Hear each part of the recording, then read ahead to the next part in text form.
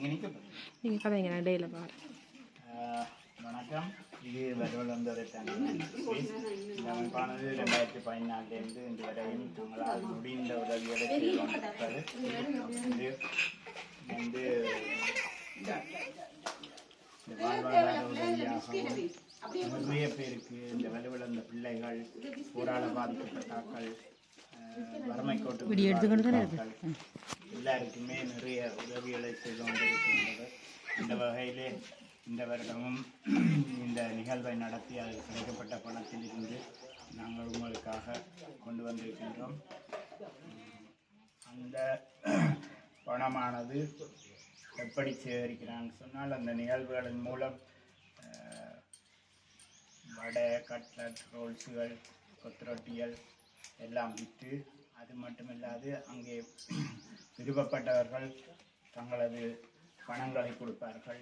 50 கொடுப்பார்கள், 100 கொடுப்பார்கள், ஒரு சிலர் 200 வழங்கி இருக்கின்றார்கள். அப்படிப்பட்ட சேர்க்கப்பட்ட பணத்தில் தான் இந்த பணங்களை கொண்டு வந்து உங்களுக்கு தாங்க. அந்த நிகழ்வானது வந்து அங்கே நடக்கின்ற நிகழ்ச்சியிலேயே பிள்ளைகள் பங்கு பெற்றவர்கள், பரதநாட்டியங்கள், பட்டிமன்றங்கள், கேம் ஷோக்கள், சின்ன பிள்ளைகளின் பேச்சுக்கள், கவிதைகள், இப்படியான நிகழ்வுகள் நடத்தி அங்கே கிடைக்கின்ற பணம் தான் இங்கே வர்றது. சரியா?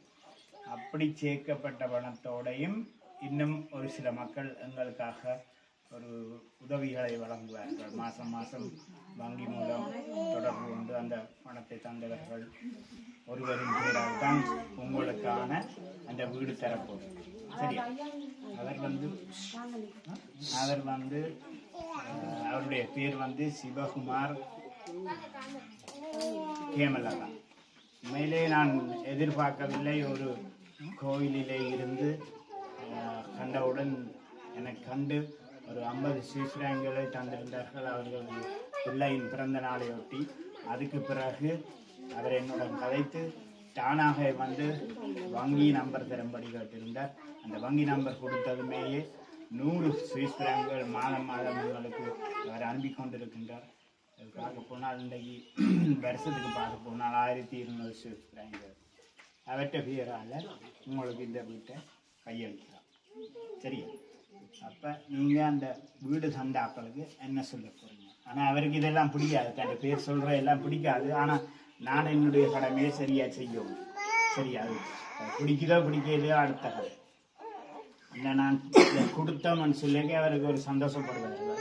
நீ பார்க்குறவைகளும் முடிந்தால் தாங்களும் இப்படி ஒரு உதவி செய்யலாம். இந்த பெரிய வீடு உண்மையிலே பெரிய சந்தோஷமாக இருக்கின்றது. அது மட்டுமில்லை, இரவு பகலாக பாடுபட்டு தான் இந்த வீடு செய்திருக்கிறீர்கள். உண்மையிலே அவர் ஒரு மேசன் தான், கூலியோ மேசனோ.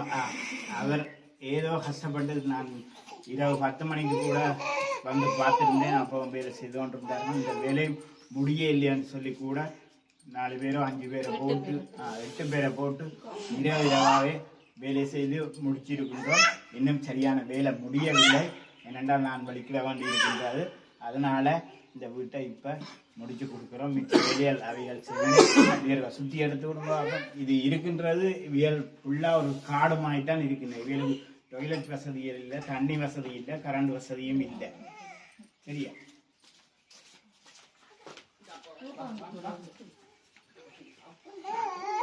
இதை பார்த்தீங்கன்னு சொன்னால் தெரியும். நான் திரும்பவும் எடுக்க சொன்னால் இந்த வீடியோ என்னன்னு சொன்னால் எல்லாருக்கும் தெரிய வேணுமென்றதுக்காக. அப்படியே நிப்பாட்டணும், அப்படியே சிவப்பிள்ளை அமைக்கும்.